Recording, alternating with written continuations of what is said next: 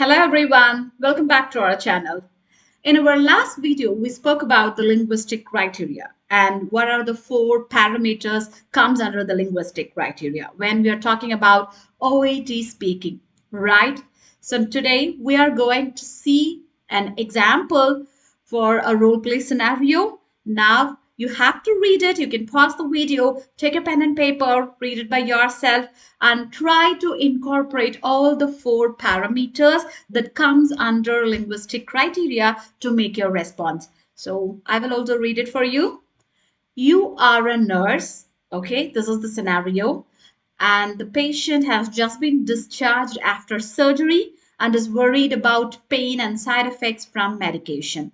So, this is your role play card scenario. Now, your job is to make a good sample response and try to make it as soon as possible. You can see my response in the next slide. So, when you're done, you can move to the next one. Here is my response. So, good morning, Mr. Lewis. I understand you have just come back from surgery, and it's completely normal to feel concerned about the pain you are experiencing. Let me reassure you, we have prescribed medications that are safe and well tested. If you do experience any side effects like nausea or dizziness, please let us know immediately. Also, it's important to take your medication regularly, even if you feel fine. Would it be okay if I show you a simple way to manage the schedule? So, this is how a well sampled response should be. I will tell you why this is the perfect one because it has the natural flow. So we are covering the fluency and we are using polite, caring, and appropriate tone. So there comes appropriateness. So we are using different types of sentence structures and appropriate grammar. So grammar resources are in place and it is very clear and easy to understand. So there comes intelligibility. So my response have covered all these four criterias. Next one, I'm going to give you. So here is a simple home assignment for you. You can practice by yourself. I'm going to give you few scenarios and you can practice your own 5 sentence mini role play. Okay. First one, a parent concerned about a child's vaccine. This is one of the scenario. And the second scenario is an elderly patient confused about medication timings.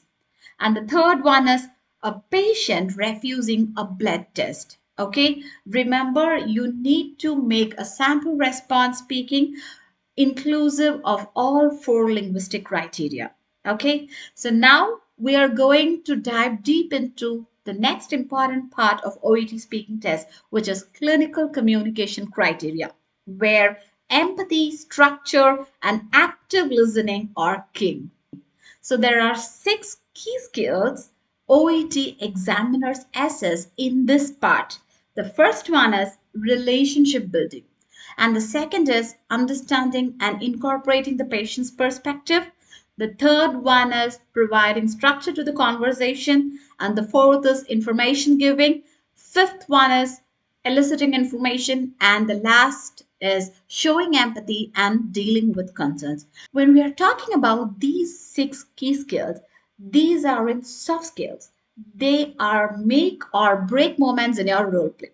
Let's take them one by one with smart, usable strategies and with examples. The first one is relationship building. So, this is your first impression, right? You need to make the patient feel respected and involved. So, try to use the patient's name and use a warm, professional tone. Don't jump into facts. Okay, never do that. Try to start with how they feel. If you're speaking like you need to take this medicine twice daily, that's not a right thing. Okay, this is an inappropriate start. Instead, you can say, like, before we begin, how have you been feeling since your last visit, Mr. Kumar? So, here are some tips.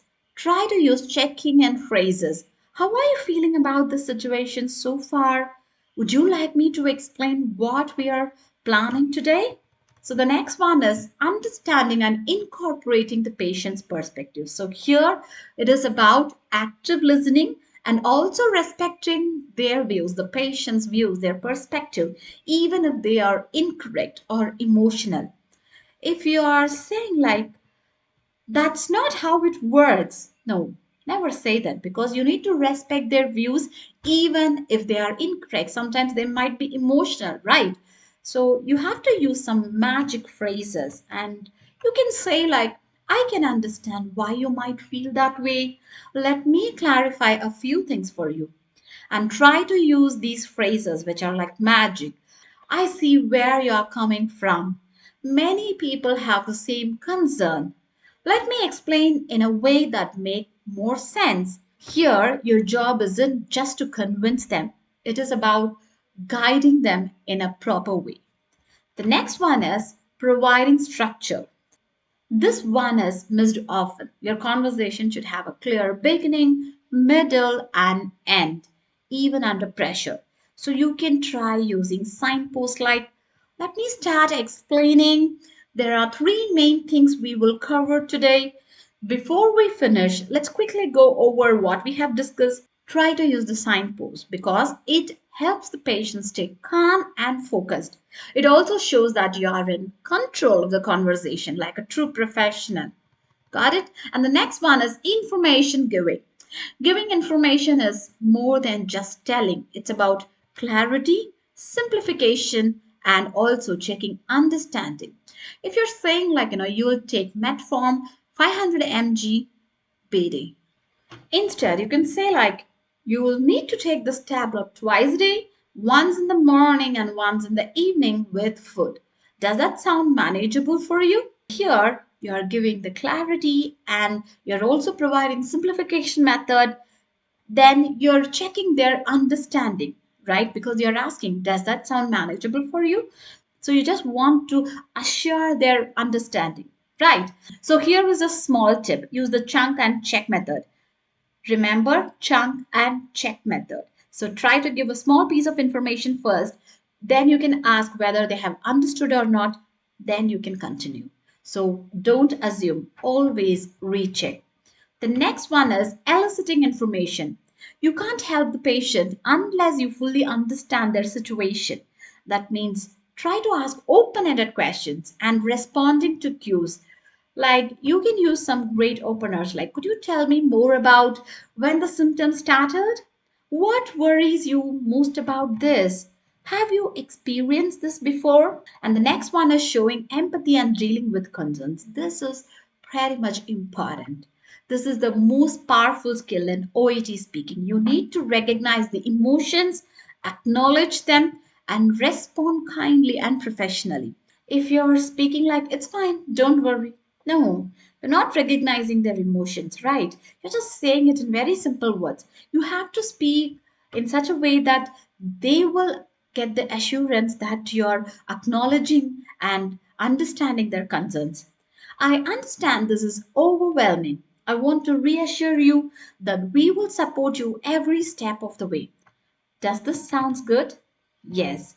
So empathy phrases that works is like, you can use a phrases such as, that must be really difficult for you. You can use phrases such as, you are doing really well given the situation. Would you like me to explain that again? Got it? So try to use these type of empathy phrases when you're speaking. And here is a pro tip for you. Empathy doesn't mean that you're agreeing. It means that you're understanding. Got it?